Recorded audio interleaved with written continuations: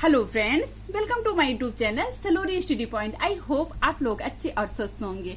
दोस्तों, आज मैं आप लोगों को कुछ प्रमुख पदार्थों का पीएच मान बताने जा रही हूँ, जो कि आप लोगों को पीएच स्केल के बारे में पिछली वीडियो में पढ़ा चुके हैं। चलिए आइए देखते हैं कुछ प्रमुख पदार्थों का पीएच मान।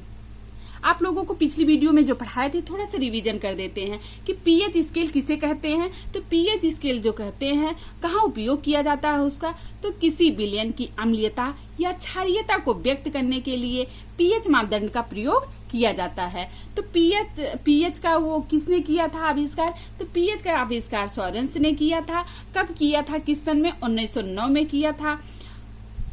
चलिए आइए देखते हैं इसको। शुद्ध जल का पीएच मान कितना होता है, तो शुद्ध जल का आपका पीएच मान 7 हो जाएगा। कितना हो जाएगा, 7 हो जाएगा। शुद्ध जल का पीएच मान 7 हो जाएगा।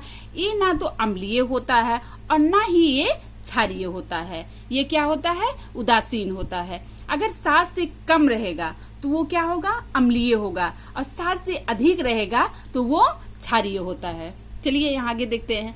अब बैटरी अम्ल का पीएच मान कितना होता है, तो बैटरी अम्ल का पीएच मान आपका 1 हो जाएगा। कितना हो जाएगा, 1 हो जाएगा।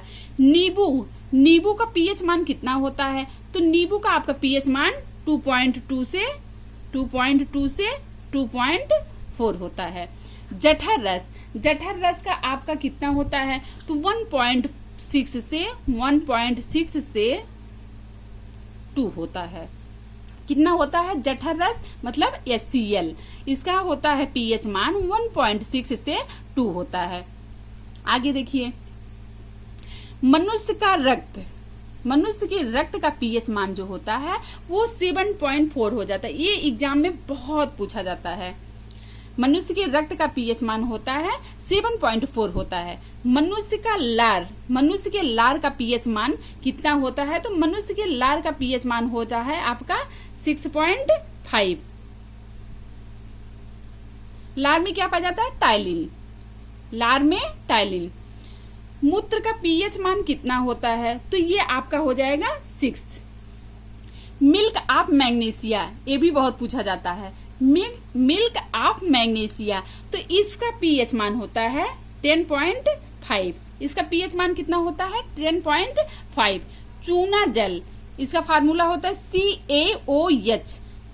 इसका पीएच मान कितना होता है, तो इसका पीएच मान होता है 12। अंडा का पीएच मान कितना होता है, तो अंडा का पीएच मान जो होता है वो 7.6 से 7.8 से 7.8 होता है। जो कि इसके उजले भाग में जो प्रोटीन पाया जाता है उसको एल्ब्यूमिन कहते हैं।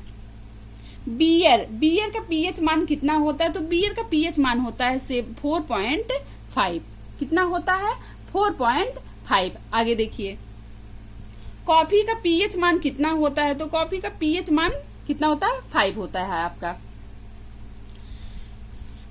समुद्री जल का आपका पीएच मान कितना होता है, तो समुद्री जल का आपका पीएच मान होता है 8.4। ये भी आपका क्या होगा, क्षारीय होगा।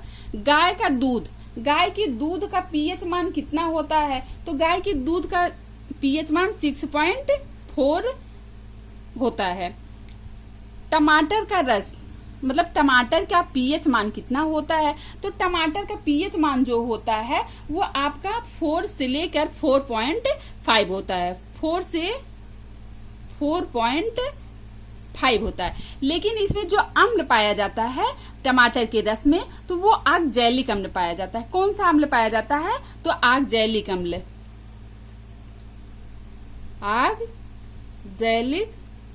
अम्ल। इसको अगली वीडियो में आप लोगों को इसको पढ़ाएंगे, अम्ल वाला। आक्जेलिक अम्ल। सेब के रस में, मतलब सेब का पीएच मान कितना होता है, तो सेब के पीएच मान होता है 2.9 से 3.9। लेकिन सेब के रस में जो अम्ल पाया जाता है वो मैलिक अम्ल। कौन सा अम्ल, मैलिक अम्ल।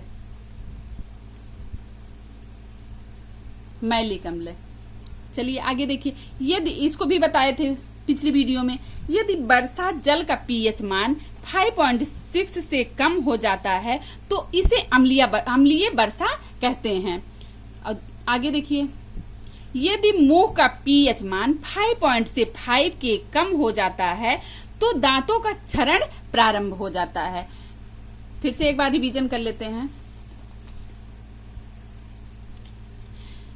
शुद्ध जल का पीएच मान कितना बताए थे? तो शुद्ध जल का पीएच मान 7 होता है। बैटरी अम्ल का पीएच मान कितना होता है? तो 1 होता है। नींबू का पीएच मान कितना होता है? 2.2 से 2.4 होता है। जठर रस या Cl 1.6 से 2 होता है। मनुष्य का रक्त का पीएच मान कितना होता है? तो 7.4 होता है। मनुष्य का लार जिसमें टाइलिन होता है 6.5। मूत्र का पीएच मान कितना होता है? तो 6 होता है। मिल्क ऑफ मैग्नीशिया इसमें कितना, इसका पीएच मान कितना होता है? तो 10.5।